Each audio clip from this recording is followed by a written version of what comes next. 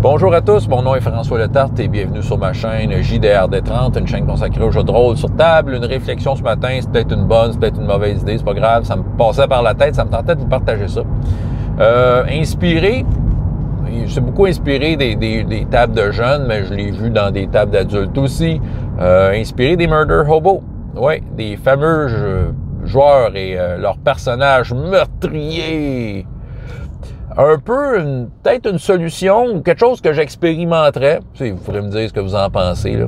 Puis je sais que je révolutionne rien ce matin, là. Je sais que c'est des techniques qui existent, mais c'est de voir peut-être de l'appliquer peut-être plus sérieusement. Le phénomène est le suivant, c'est ça. Les joueurs meurtriers, on les connaît tous. Tu leur mets n'importe quoi qui n'est pas eux, puis qui parle. Un personnage non-joueur qui parle, c'est clairement une cible. OK? Tu leur mets le pauvre boulanger qui leur a vendu un pain, une pièce de cuivre trop chère. Ben, clairement, c'est pas une situation de roleplay pour ces joueurs-là. C'est une situation de « on va le tuer ». C'est ça. Bon.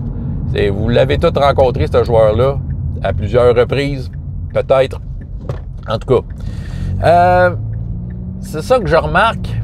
C'est sûr que les joueurs, puis je prends les jeunes beaucoup, là, souvent leur expérience dans des hobbies, c'est pas mal, comment je pourrais dire, c'est pas mal des jeux vidéo dans lesquels il n'y a pas tant de roleplay. Je veux dire, il y a des pitons sur leur manette c'est pour faire des moves de combat.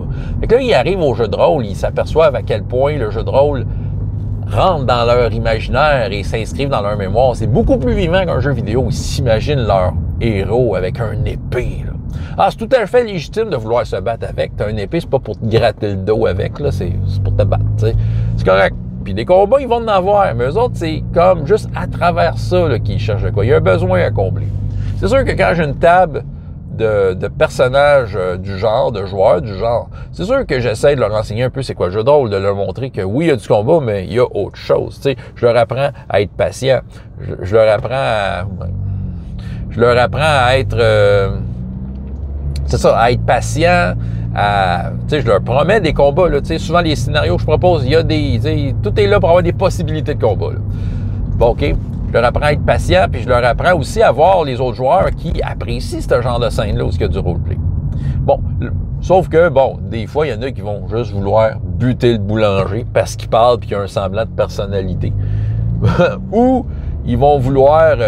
ils vont s'en foutre du boulanger puis ils vont me regarder en pleine face en me disant « Oui, mais quand est-ce qu'on va se battre? » C'est ça. Donc, tu sais, il y a ce problème-là. Eux autres, ils veulent se battre. C'est sûr que, on aimerait bien ça qu'ils apprécient les parties roleplay. Des fois, surtout pour les débutants, ça le fait pas tout le temps. Ils trouvent ça long. OK? Il y a une affaire que j'ai remarqué, c'est des scénarios de jeux de rôle, que ce soit des scénarios du commerce ou bien souvent des scénarios... soit des scénarios du commerce ou des fois même dans ce qu'on invente puis qu'on même des trucs bien improvisés, il y a comme la partie enquête. Souvent, l'aventure commence par la partie enquête. Tu te retrouves dans une ville, un village, il faut que tu cherches des informations sur le fameux mystère qui est au milieu de la forêt que personne ne va à côté, tu sais. Fait que là, il y a comme une partie qui demande du roleplay, de poser des questions. C'est ça qui ennuie ces joueurs-là. Là. C'est ça qui arrive, là. Eux autres veulent rouler des dés, tu sais. Mais je vais vous dire, même ceux qui aiment ça, le roleplay, tout ça, la plupart, ils aiment ça voir comment ils performent en combat. OK. Il y a la fameuse technique in media res, dans le sens que tu commences ton aventure direct en milieu d'un combat, exemple, ou du moins d'une scène d'action là, qui va mettre en valeur ceux qui aiment les trucs plus physiques. Fait que c'est ça. C'est un bon truc.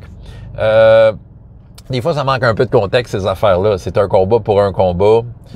Oui, tu peux inventer un combat qui fit, qui a rapport dans l'histoire, c'est ça.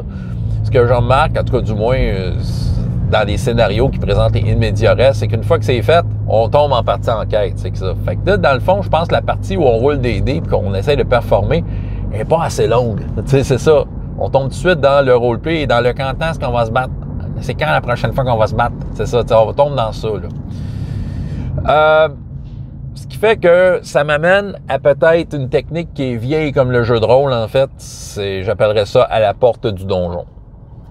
Laisse faire l'enquête, laisse faire la recherche de secrets surprenants.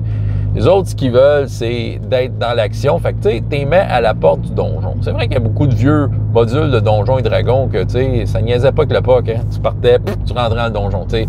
C'est ça, c'était la bonne vieille technique. Mais ça, c'est satisfaisant pour ce genre de joueurs-là. Et même les autres, parce que dans un donjon, ou peu importe l'endroit où il y a de quoi à faire dans ce genre-là, ben, tout le monde peut être mis à l'épreuve de différentes façons. Et ceux qui veulent se battre, ben, ils auront des occasions de se battre, OK? C'est ça. Je pense que des fois, c'est peut-être mieux de carrément partir, bang, devant la porte du donjon. Quand tu rentres, qu'est-ce que tu fais? Puis eux autres, ils n'ont pas à dealer avec discuter avec du monde. T'sais. Oui, il va y avoir du monde à discuter dans le donjon, il va y avoir sûrement du monde à aller voir puis à négocier avec puis tout. Ce qui est très correct, mais dans ce contexte-là, j'ai l'impression que ça passerait mieux. Puis tu sais, si par la suite, on finit le donjon puis qu'on est dans le cadre de quelque chose qui se promet d'être plus long, qui peut se prolonger sur plusieurs séances, ben tu sais, au moins ils ont commencé avec un donjon, puis la fois, tu sais, ils peuvent avoir une scène où il y a justement du roleplay un peu plus de quoi dans une ville. Moi, l'impression que ça me donne, c'est qu'étant donné qu'ils vont avoir été très, très, très satisfaits dans un donjon, ben ils vont peut-être être plus enclins à profiter de ce qui se passe en ville et peut-être du roleplay et peut-être d'apprendre. Parce que c'est ça, ils auront eu ce qu'ils cherchaient. Fait que, c'est ça, ils vont peut-être être plus conciliants sur, laisser le jeu de rôle faire ce qu'il y a à faire dans des scènes différentes d'être dans un donjon.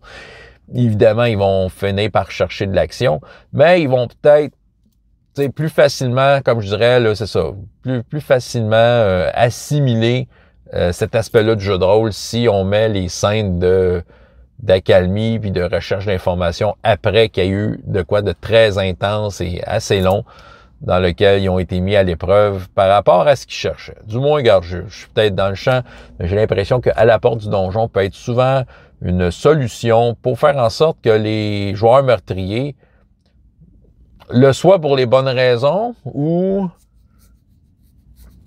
Ouais, c'est ça, tu sais que c'est ça que tu sais les joueurs meurtriers là, c'est ça, c'est pas tant qu'ils veulent être des meurtriers, tu sais, c'est pas dans oui, ils vont vouloir tuer des trucs, c'est pas tant qu'ils veulent être meurtriers. Il y en a que oui là, mais tu sais il y en a que tout ce qu'ils veulent c'est parce qu'ils veulent rouler des dés, c'est ça, ils ont un personnage avec une épée, ils veulent l'utiliser, c'est ça qui arrive, c'est ça. C'est pas qu'ils veulent être meurtriers, c'est qu'ils veulent utiliser leurs capacités puis ils veulent les utiliser le plus vite possible. Je pense que c'est ça. Je pense que c'est ça qui fait que là, à un moment donné, ils se tannent puis ils se mettent à taper sur tout ce qui bouge, juste pour essayer. Tu sais, c'est ça. Puis, oui, ça arrive avec des tables de jeunes. J'ai déjà vu avec des tables d'adultes, rarement, mais puis ça fait longtemps. Mais j'ai déjà eu des joueurs où, tu sais, les autres, ils se disaient qu'ils étaient les suppôts du diable, puis let's go, on rentre dans la ville pour tuer tout le monde. C'est comme, OK, c'est quoi ce fantasme-là? Tu sais, ces joueurs-là méritent d'être tout de suite mis en action devant des dangers et des affaires qui étaient prévues à être tuées dans un donjon. Là. Fait que, tu sais, t'es mets là, puis ils vont être bien contents, tu sais. Ils vont obtenir